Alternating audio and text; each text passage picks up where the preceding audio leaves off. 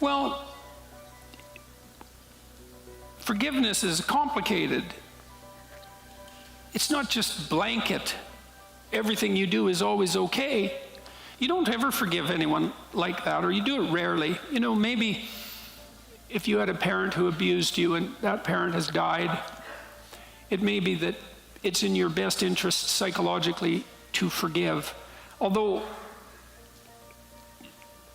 the process is a lot more difficult than the utterance would indicate, right? You should forgive. Well, how?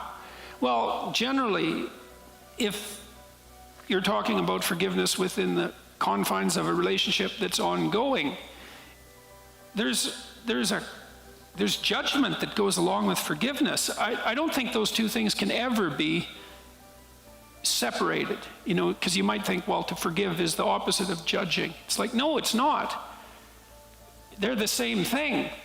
You know, if you and I have a fight and we're trying to reestablish peace, we want to discriminate, we want to differentiate, we want to figure out what the hell happened, right? Who was the fool and how and why exactly, so we don't do it again. I mean, that's the hope. And so that requires an unbelievably differentiated judgment. It's like, not that, no more of that, no more of that. We'll keep this, we'll keep this. And you know, to the degree that we're able to engage in that honestly, then we can let bygones be bygones and reestablish trust and move on. But I don't think you do, I don't believe that you do that in any real sense without that capacity to differentiate and discriminate. And then even if you have to forgive someone who's no longer with you, you can't just do that like laying a blanket over a corpse, you know.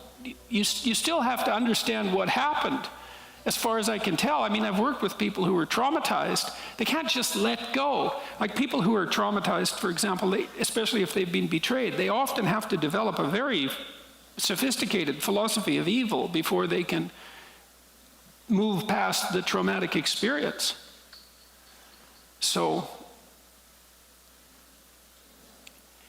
the dichotomy was forgiveness and? Forgiveness with the need to be disagreeable and punish free riders. Right. So, you know, forgiveness and you can get away with everything, those aren't the same thing. And it's a foolish society that conflates them.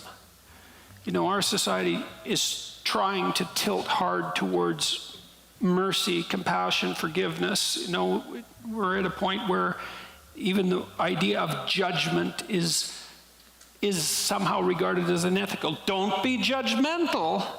It's like, no. You know, what's the saying? Judge not lest ye be judged. Fair enough, man.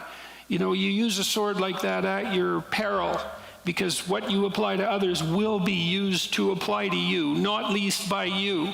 But that doesn't mean that you can just dispense with judgment altogether and that all of a sudden makes you moral. That's utterly preposterous. It's ethically lazy as well.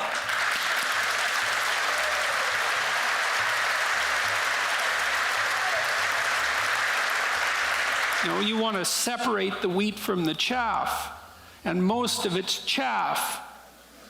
And so, I mean, that's how life is, right? The things that are of highest value are rare, and it requires careful differentiation to separate them from the things that are less worthy.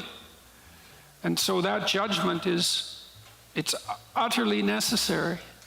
And there's no true forgiveness without that piercing judgment that differentiates between what is worthy and what is not. And if we want to live in harmony, we abide by the peace that judgment brings.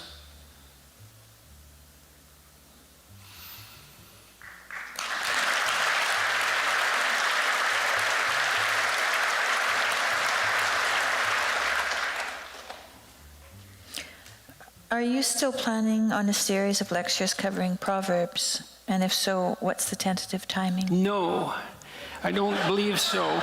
Well, when I was trying to get back on my feet, I thought that might be an entry point rather than to jump to Exodus, let's say, which is what I really would like to do.